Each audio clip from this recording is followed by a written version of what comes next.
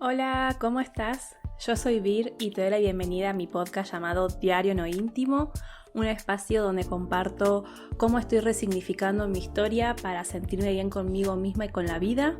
En cada episodio hablo sobre lo que escribiría en mi diario íntimo y lo hago público para no solo visibilizar, sino para que otras personas que pasaron por situaciones similares no se sientan solas y encuentren en la escritura una forma de liberar ese dolor y angustia que llevan dentro. En este episodio voy a hablar sobre una actitud que me tuvo paralizada durante mucho tiempo, una actitud que tenía, o mejor dicho, por momentos sigue apareciendo, que es el auto-boicot. Y también quiero contar qué cosas aprendí para superar esos momentos en los que me pongo impedimentos para conseguir mis objetivos. El siguiente episodio está destinado solo para personas adultas. También hago esta aclaración porque voy a hablar sobre temas que te pueden sensibilizar y quizás estás en un momento en el que preferís no escuchar sobre temas sensibles. Si es así, poné pausa y hacé o escuchá otra cosa que te haga sentir bien. Y si te quedás escuchando el episodio, gracias, muchas gracias. Buenas, ¿qué tal? ¿Cómo estás? Yo contenta. Hace unos días me sacaron los puntos externos que tenía de la operación. No puedo creer lo rápido que se pasó el tiempo. O sea, en 3 o 4 días ya se cumple un mes de la operación. Y creo que todavía no pude procesar todo lo que pasó. Pero bueno, para eso igual me va a servir mi cuaderno donde escribo lo que siento y pienso. ¿Ustedes en qué andan? Acá ya empezaron las mañanas frescas. En unas semanas ya seguramente van a empezar las heladas. Tengo que hacerme un tiempo para ordenar las plantas y ponerlas debajo del techo de la galería y hacer como un mini invernadero para que pasen el invierno. Y ahora que dije esto, me acordé que también tengo que trasplantar 2 plantitas que no sé cómo se llaman, pero que hace más o menos 2 semanas los gatos de mi vecina se pelearon en el patio. Uno es el gato de mi vecina, que se la pasa todo el día en el patio, y de hecho le hicimos como una casita y tiene su pote de agua y comida. Se llama Raúl el gato, es re bueno, mi vida. Y Raúl, bueno, duerme muchas veces acá, abajo en la galería, o sea, bajo techo. Y hace como 2 semanas vino un gato de otro vecino y se pelearon, pero muy feo, muy feo. Medio que, o sea, como que se trenzaron. Y bueno, en el medio de la pelea cayeron sobre una maceta donde estaban estas 2 plantitas que es como que tienen un tronquito y van saliendo las hojas de a una. Que es más, siempre me pasa que cada planta de esas, o sea, tenía 4 hojas y cada vez que salía una quinta hoja, una de las otras 4 se secaba. Y era como, ¿por qué? Y es más, tengo pendiente averiguar por qué pasa eso, porque quizás es porque, no sé, el lugar donde están o porque las riego mucho. En fin, cuestión que cortaron al ras de la tierra como los 2 tronquitos con las hojas y bueno, las puse, las limpié, las puse en agua y una semana, más o menos una semana, todas las hojas se secaron y dije, bueno, ya está, no las puedo salvar. Y no, antes de ayer cada uno de los tronquitos dio una hoja, así que eso, voy a trasplantarlas y bueno, a buscar bien los cuidados, porque quizás son más de interior, qué sé yo. El tamaño de la maceta no es, porque el tamaño es enorme, que es más, los troncos que estaban en las macetas, que quedaron cortados al ras, los dejé en la maceta con la raíz y lo voy regando como si hubiera plantita, a ver si se regenera y salen nuevas plantitas también de ahí. A mí me maravilla como este superpoder de las plantas de regenerarse. O sea, esto de encontrar cómo seguir vivas a pesar de todo. Incluso me pasó que en septiembre del año pasado planté unas semillas de lavanda y pasaron como 3 o 4 meses, o sea, hasta enero de este año. Y nada, O sea, ni siquiera habían asomado, nada. Y bueno, ahí las dejé, qué sé yo, las puse en unas ventanas las macetitas y listo. A esperar para que, bueno, tenga tiempo para sembrar o trasplantar alguna otra plantita. Cuestión que nos fuimos a Neuquén, el viaje que les conté, un mes, durante febrero, y cuando volvimos, todas las macetas con plantitas. O sea, ya bastante crecidas encima. O sea, las semillas quedaron ahí, en la tierra, por meses, que yo las daba por muertas o secas, y no. Se ve que cuando sintieron que era el momento, ¡pum!, germinaron y crecieron. Que igual está raro eso, ¿no? Del clima. Porque no sé, se pusieron a germinar en febrero y no en septiembre o octubre. y bueno, también me da para pensar que germinaron cuando las dejé de regar. O sea, cuando fueron las lluvias las que mojaron la tierra. En fin, nada, es toda una experiencia cuidar plantas, también cuando tuve la huerta, o sea, hay un montón de enseñanzas y bueno, reflexiones y demás. Vuelvo al tema del episodio porque ya me estaba yendo por las ramas, como siempre. Y hoy quiero hablar sobre el autoboicot. ¿Qué es el autoboicot? O sea, básicamente el autoboicot es ponernos impedimentos o ir en contra de nuestros propios deseos y necesidades y esto no nos permite avanzar en nuestros objetivos y proyectos. O sea, es ponernos trabas, o sea, ponerse trabas a una misma y creer firmemente que no vamos a ser capaces de alcanzar aquello que deseamos.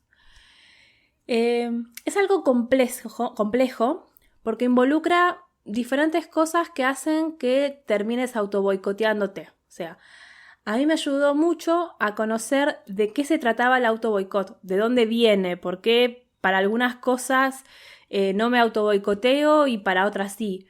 Entender cómo es todo el proceso, ¿no? Que me llevó a tener esa conducta de autoboicot.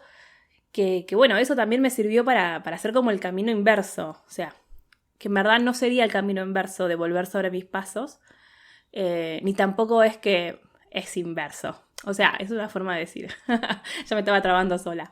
El año pasado, el 2021, creo que era marzo o abril, que bueno, me había propuesto en marzo soltar el 50% más o menos de los trabajos que tenía para un cliente que me demandaba la mayoría de las horas de mi día a día. Que bueno, me había propuesto justamente eso para empezar a darle más tiempo a llevar adelante este proyecto. Y me encontré con miedos, dudas y comencé como a darme cuenta que estaba ocupando mis tiempos libres con otras cosas que no tenían que ver con el proyecto. Y claro, o sea, el primer mes te lo entiendo porque me estaba acomodando y ya en abril era como, bueno, tengo que empezar por algo y ese empezar era con, bueno, esto no porque no me gusta cómo quedó, porque quiero que quede como tal cosa y quizás esa tal cosa se trataba de, no sé, una superproducción, o sea, no sé, una web o un podcast que estaba patrocinado por Spotify o por Evox y qué sé yo, comparándome con megas producciones, ¿no? Y en uno de esos arrebatos de angustia me crucé me acordé y justo con Angie, una amiga, que durante el año 2020 hizo un taller sobre autoboicot. Entonces, bueno, yo a Angie la conozco hace años y hemos tenido largas tardes y noches hablando sobre temas relacionados a traumas, inseguridades, autoestima.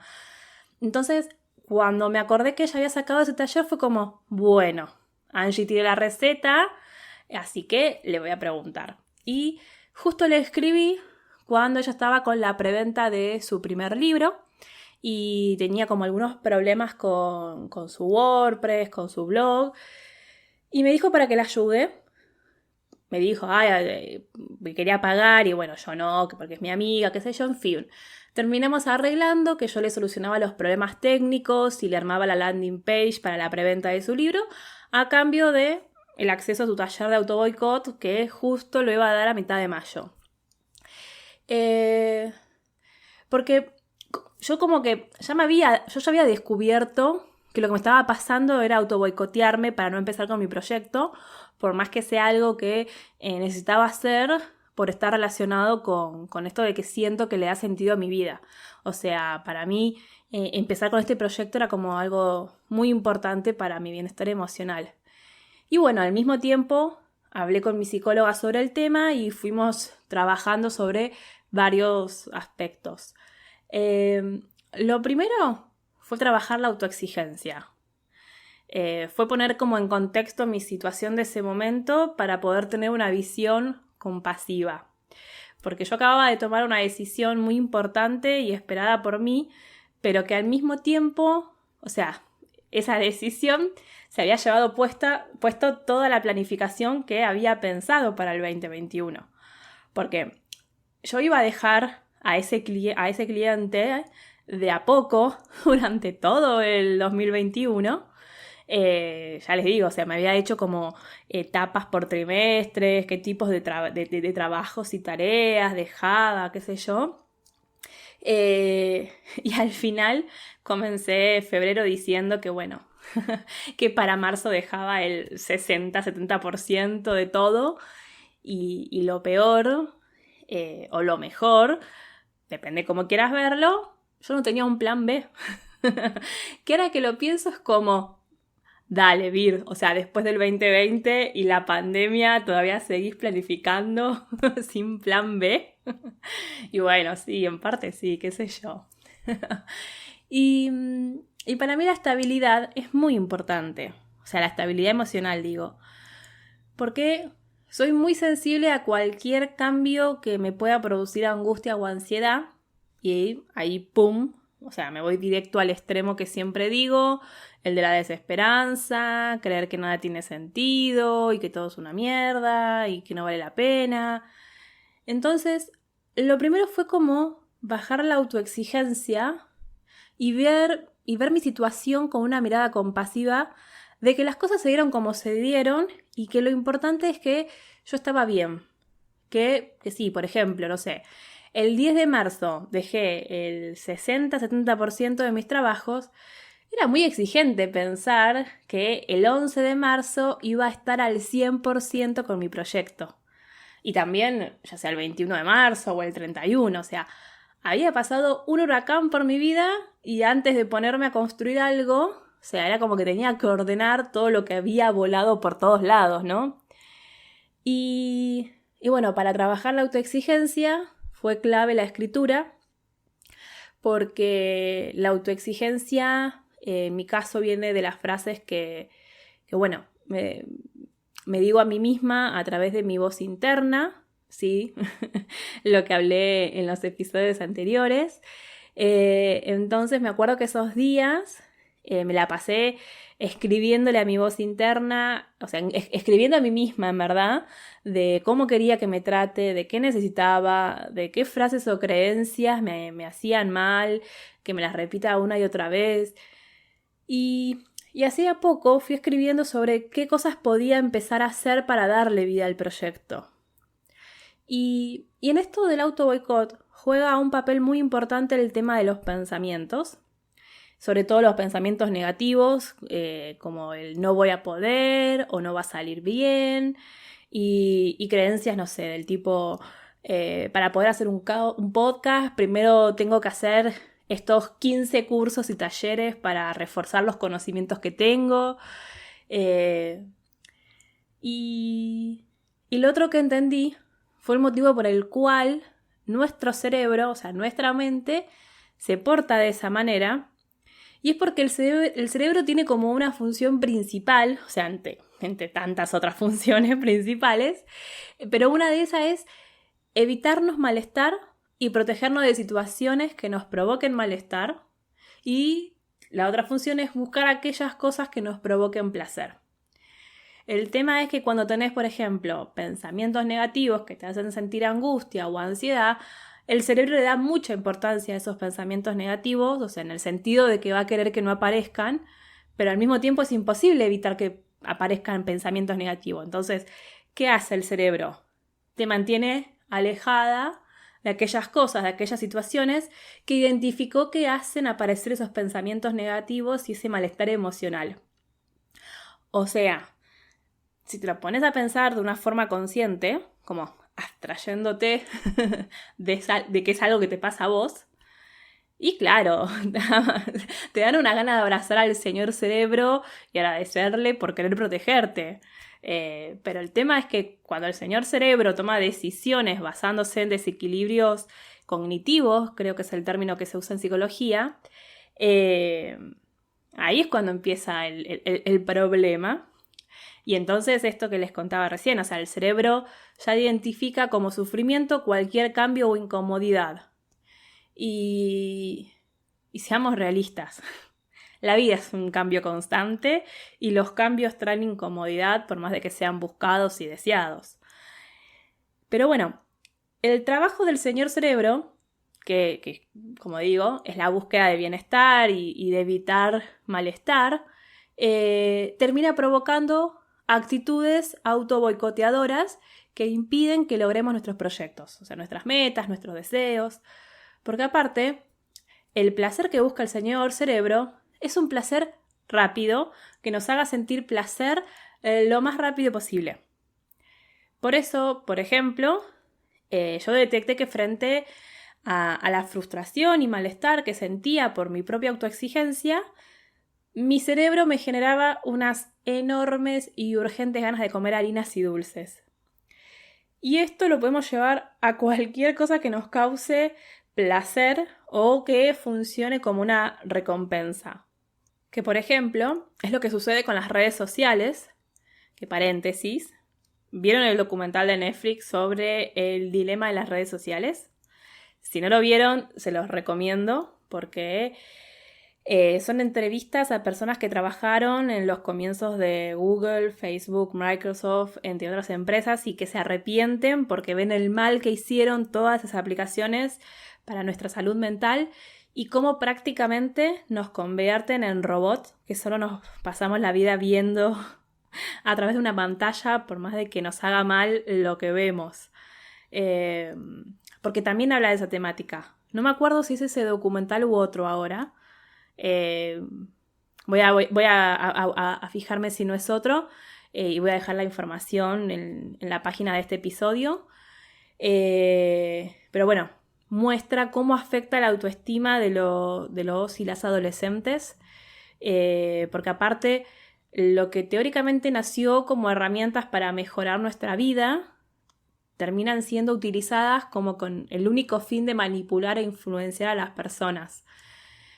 Y que además tiene esto de que utilizan, mejor dicho, los estudios y avances en la psicología y el comportamiento humano y la aplican para que las redes sociales sean cada vez más adictivas. O sea, que por más que te sientas una basura viendo las fotos de Instagram, no puedas dejar de verlo. O sea, los me gusta, los colores, las animaciones, las notificaciones, son todas cosas que el cerebro termina como captando que son recompensas inmediatas y por eso son adictivas. Ahí sí, me pongo así porque es un tema que a mí me interpela muchísimo.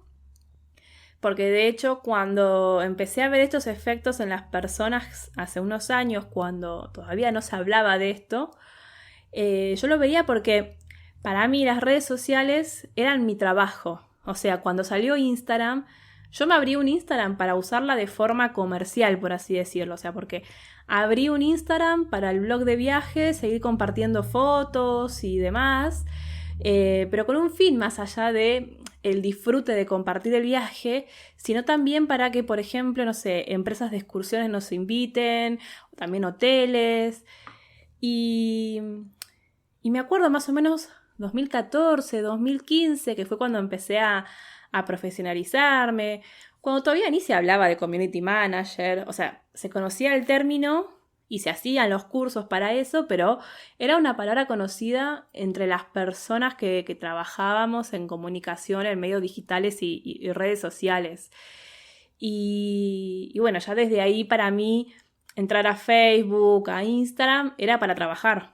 Y trabajar es un embole, seamos sinceras.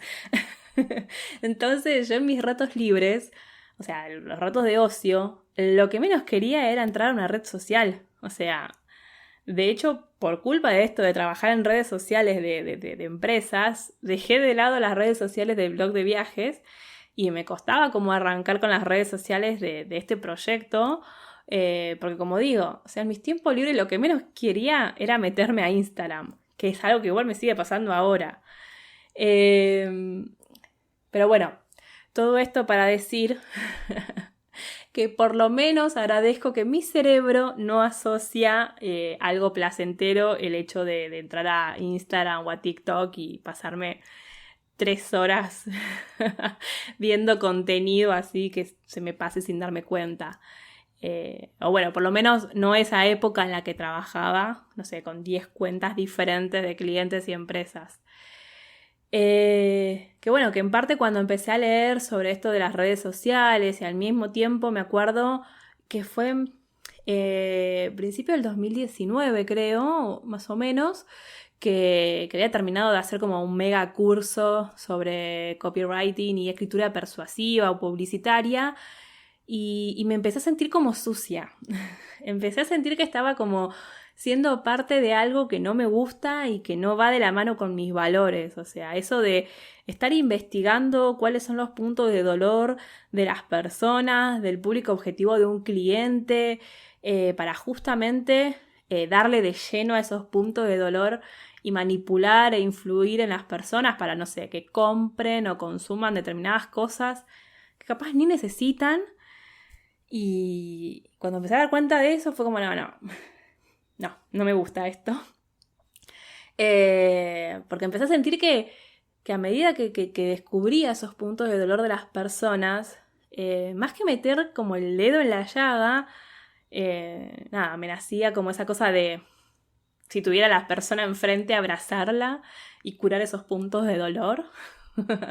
Muy naif lo que estoy diciendo, ya sé, pero bueno, por eso en parte también tomé la decisión de dejar de trabajar como social manager y de escribir textos para publicaciones de servicios o productos que yo no contrataría, ni consumiría, ni recomendaría.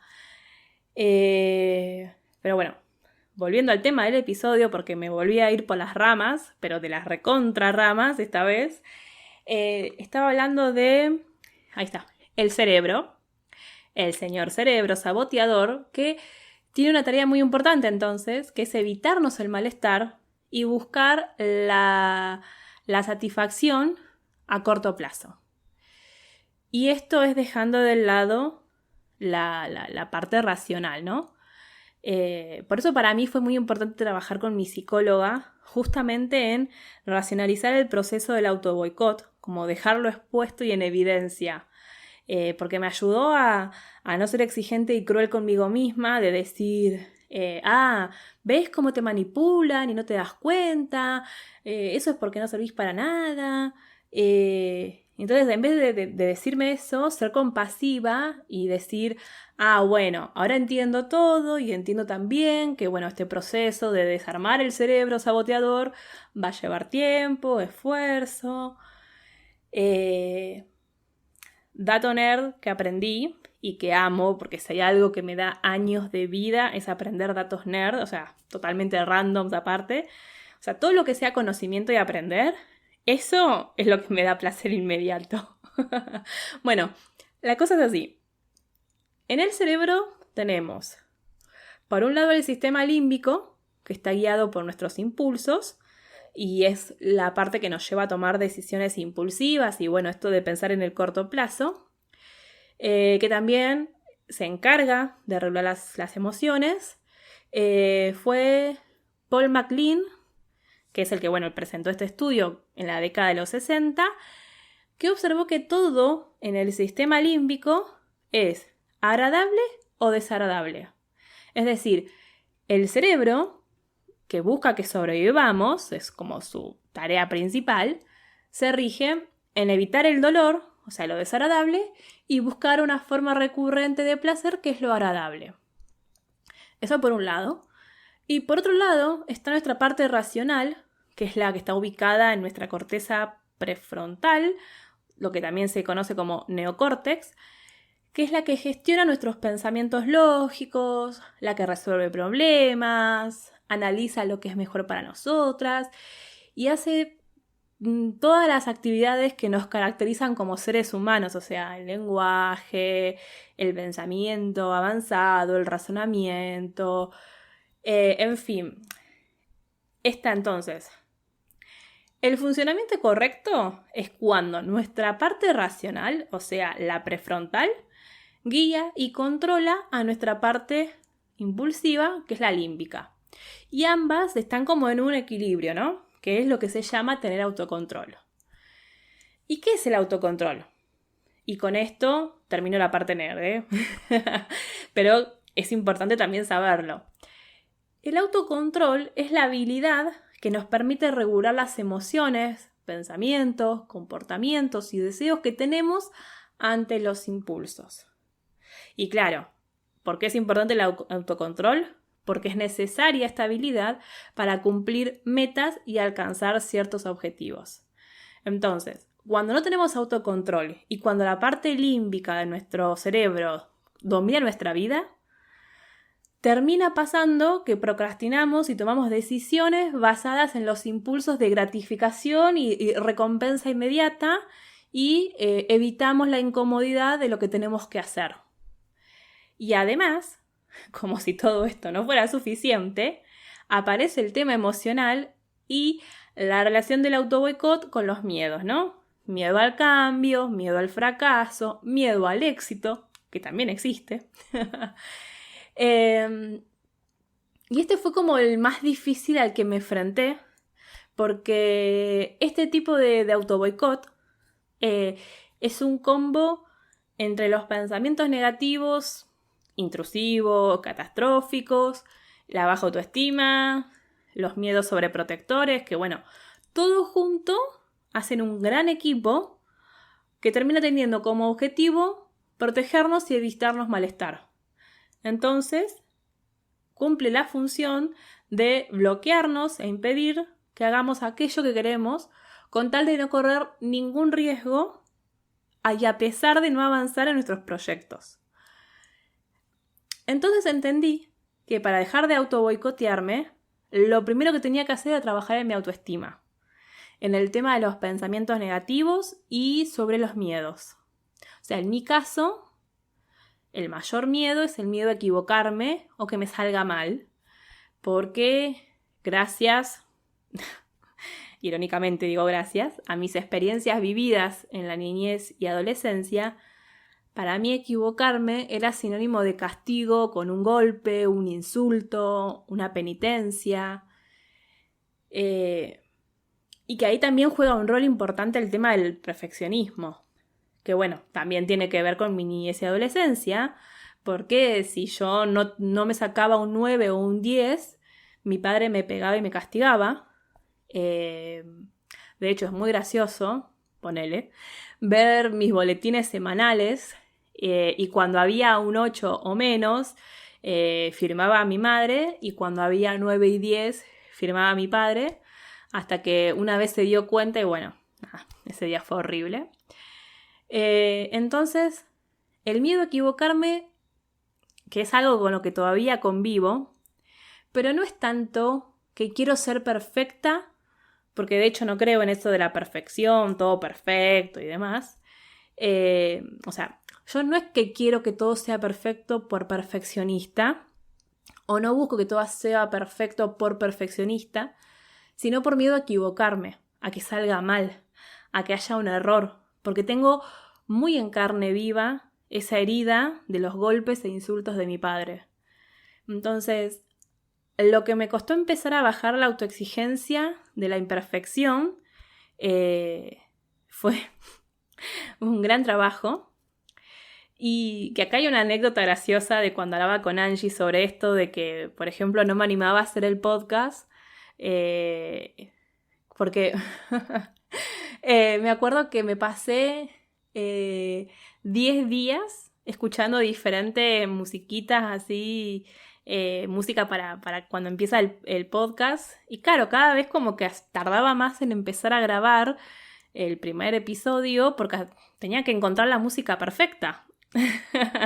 O sea, porque mirá si, no sé, elegía una música para empezar los episodios y pasaban 5 meses y ya no me gustaba. O sea que tengo que borrar todo.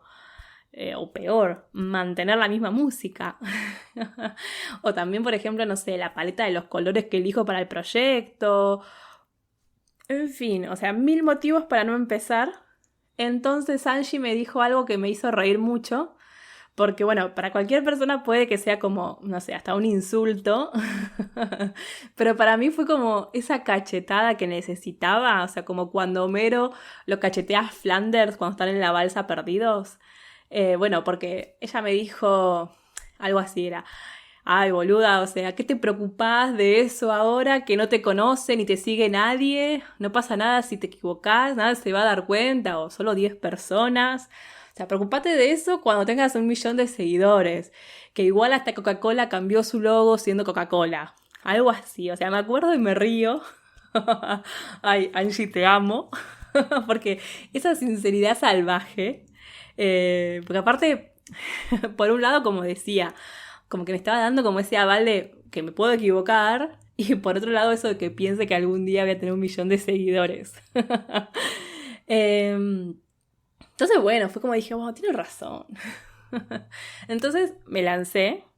Me lancé confiada también en que, por eso del miedo a equivocarme, tengo unos estándares de calidad más altos de lo normal.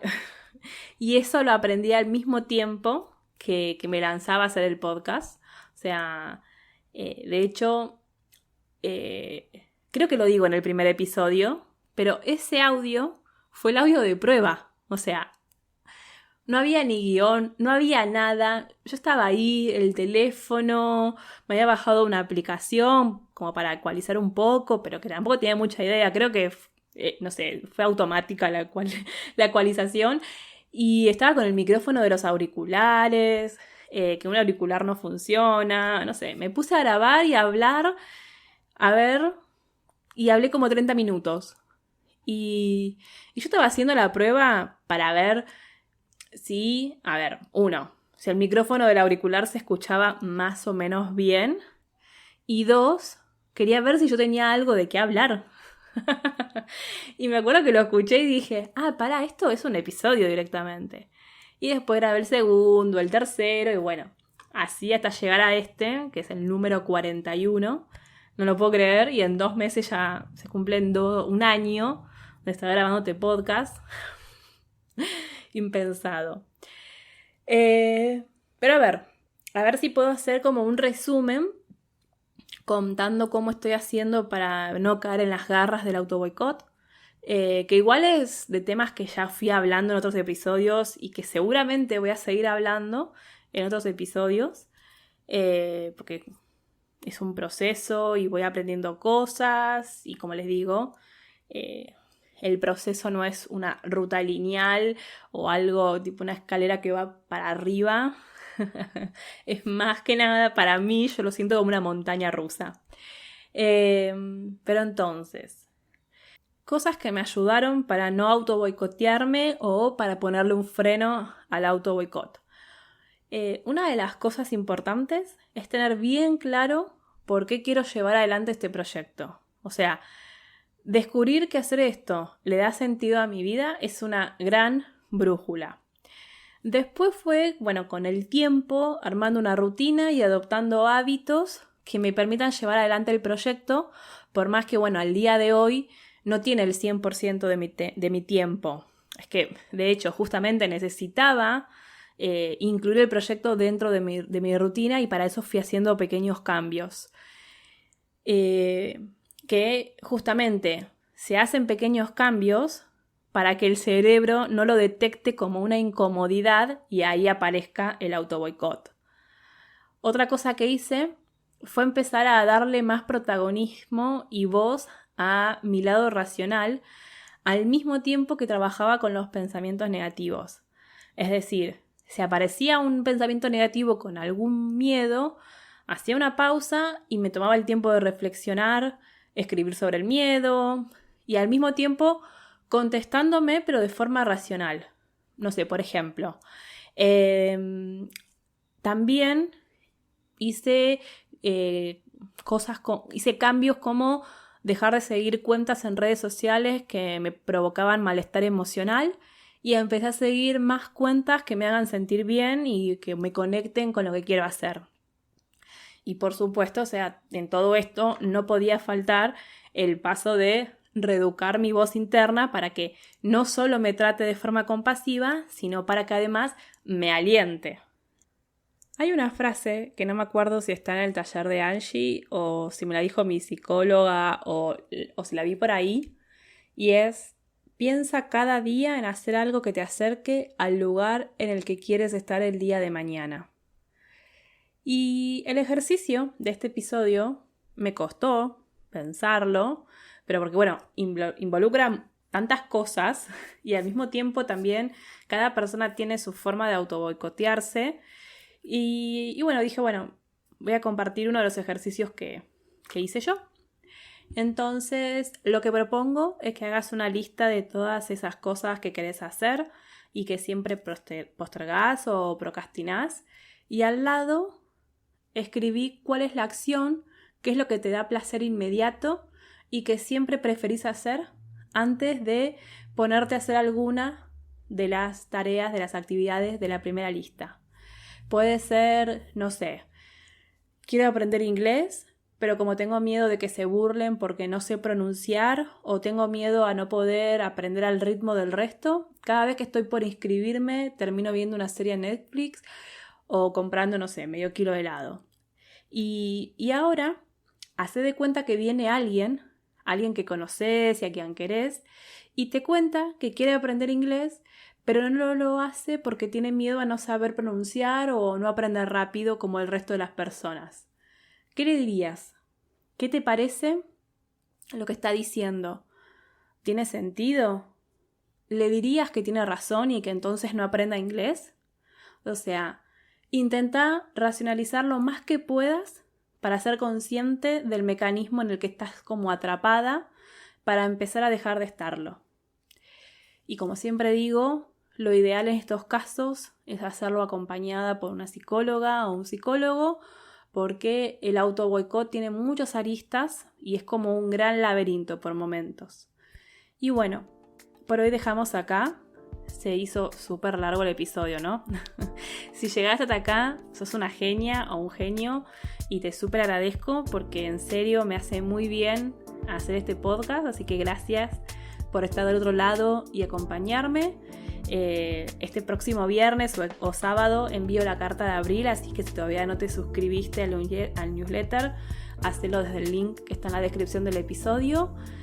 Ya empecé con mi cuenta de TikTok, todavía no me van a ver a mí, porque queda para otro episodio explicar por qué. Pero igual te invito a que si usas esa red social me sigas. Y gracias por estar del otro lado, nos vemos en la próxima. Chau, chau.